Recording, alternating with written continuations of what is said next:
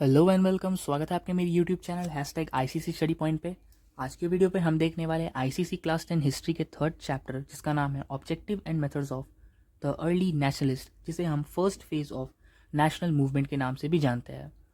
तो हम इस वीडियो पे देखने वाले हैं इस चैप्टर्स के जो भी इस साल के सिलेबस में आने वाले हैं 2023 के जो लेटेस्ट सिलेबस है, जिसके अकॉर्डिंग ही इस चैप्टर से क्वेश्चन सेट होने वाले एग्जामिनेशंस में हम उसी टॉपिक को आज देखने वाले हैं। So let's begin with it. तो सबसे पहले हम पढ़ेंगे the belief and methods of early nationalist. तो सबसे पहले हम उनके बिलीफ को देखते हैं। तो उनका जो पहला बिलीफ था ना कि they looked at England for inspirational guidance, वो इंग्लैंड को एक इंस्पिरेशनल गाइडेंस की तरह देखते थे। क्यों देखते थे? क्योंकि उन्हें अब ब्रिटिश पर इतना भरोसा था, क्योंकि ब्रिटिशर्स ने उस वक्त इंग्लिश स्कूल्स और फिर गवर्नमेंट हॉस्पिटल्स इतने कुछ प्लान कर दिए थे, सेट्स कर दिए थे कि अब उस समय के जो हमारे जो अर्ली नेशनलिस्ट थे ना, उन्हें बिलीव हो गया था, उन पर एक इंस्पिरेशन बन गए थे उनके लिए। और जो उनका दूसरा बिलीफ था वो ये था कि they recognise the benefit of English rules. उन्हें लगता था कि जो इंग्लिश रूल्स है उनसे उन्हें बेनिफिट मिलेगी।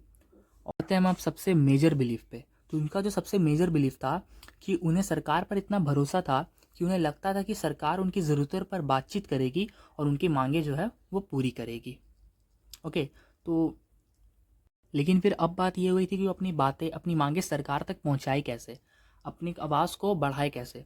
तो उसके 6 तरीके उन्होंने अपनाए थे। जो सबसे पहला तरीका था वो था उन्होंने गवर्नमेंट को पेटिटेशन पास करना शुरू किया। ठीक है, दे वर सेंडिंग पेटिटेशन टू गवर्नमेंट ऑफिशियल्स।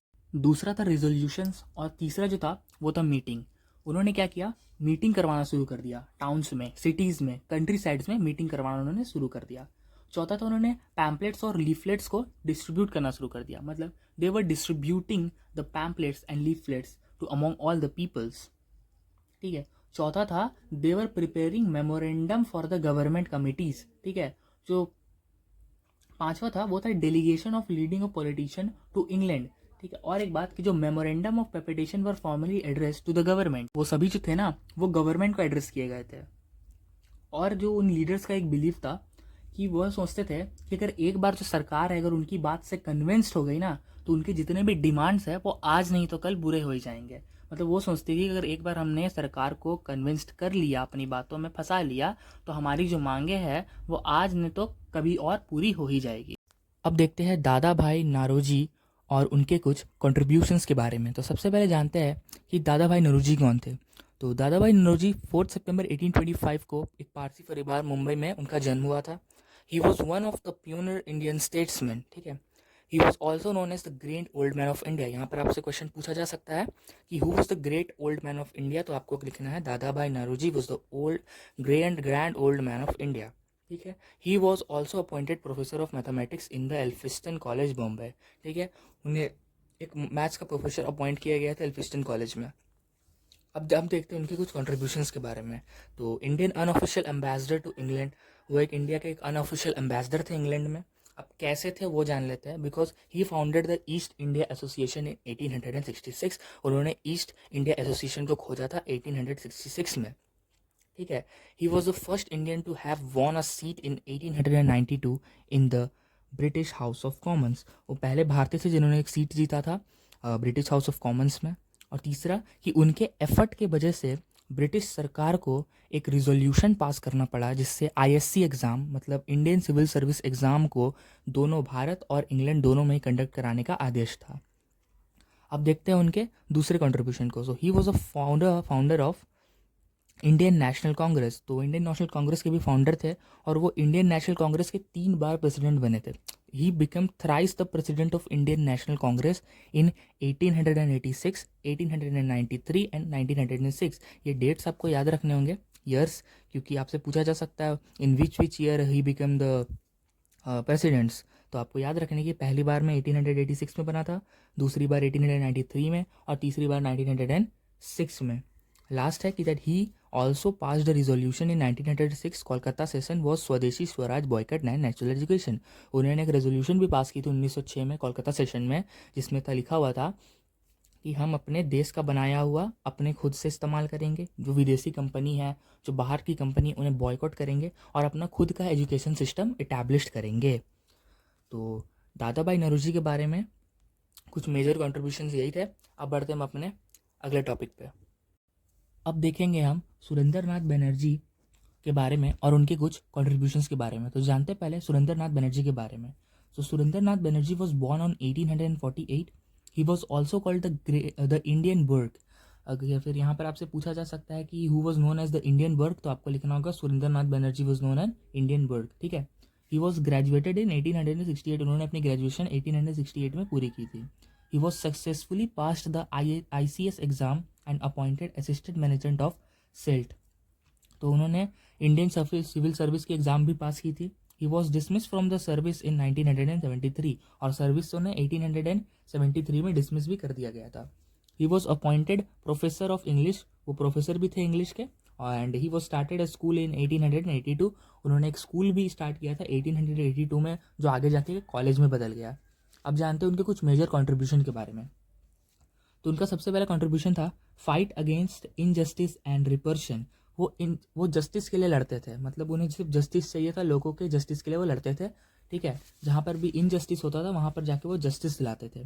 तो कैसे दिलाते थे अब देखते हैं। तो he was founded Indian Association in 1876। 1876 में उन्होंने इंडियन एसोसिएशन को खोजा था। ठीक है। He protest again age limit of ICS exam.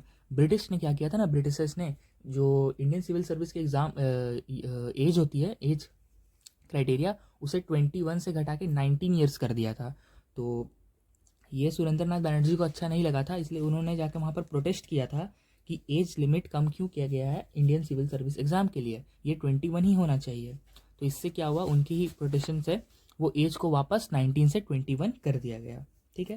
Last है कि criticised arm act and vernacular act pass. ठीक है। He criticised arm act and vernacular press act. ठीक है।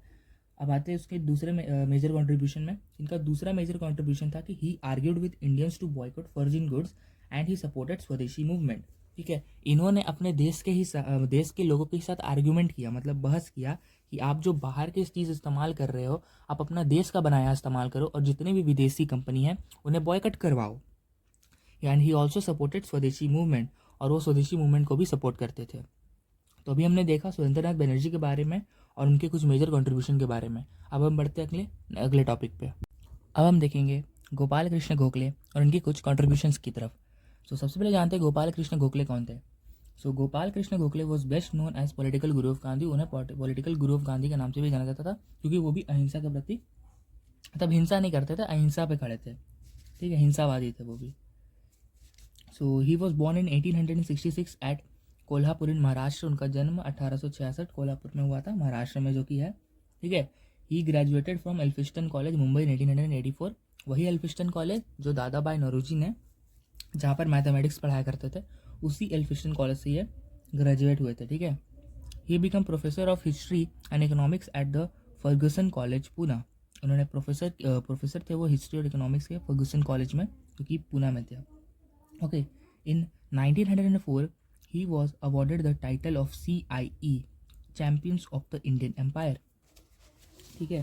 और एक टाइटल दिया गया था 1904 में, इसका नाम था champions of the Indian empire. ठीक है। अब देखते हैं उनके कुछ मेजर कंट्रीब्यूशन को। तो उनका सबसे पहला कंट्रीब्यूशन था he established the servants of Indian society. और जो इंडियन सर्विस सोसाइटी थी वो 1905 में इटैब्लिश की गई थी उनके द्वारा। ठीक है। और उनके जो मेंबर्स थे ना, वो हर लोगों को, मतलब अपने अगल बगल के हर लोगों को देश प्रेमी, मात्र देशभक्ति सबके दिल में जगाते थे। मतलब उन्हें देश के बारे में बताकर उन्हें उजागर करते थे कि हम अपने देश से हमें प्यार करना चाहिए और हमारे देश हमारे लिए कितना इम्पोर्टेंट रखता है। अब देखते हैं उनका दूसरा कंट्रीब्यूशन। सॉरी पहले ही है, the society work on women education. ठीक है। वो जो सोसाइटी थी वो वुमेन एजुकेशन पर भी वर्क करती थी। अब उनके दूसरे कंट्रीब्यूशन को देखते हैं। ही was also the supporter of स्वदेशी मूवमेंट। वो भी स्वदेशी मूवमेंट के सपोर्टर थे। वही स्वदेशी मूवमेंट जिसमें कहा जाता था कि हम अपना देश का बनाएंगे, खुद इस्तेमाल करेंगे, विदेशी कंपनियों को बॉयकट करेंगे और खुद का एजुकेशन सिस्टम इटैब्लिश करेंगे। ठीक है।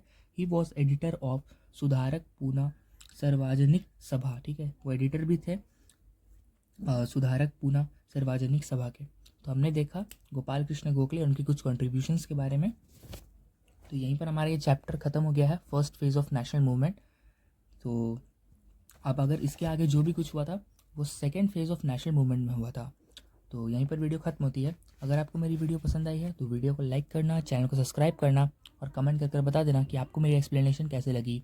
ठीक है, so thank you, bye bye, मिलते हैं किसी नेक्स्ट वीडियो पे।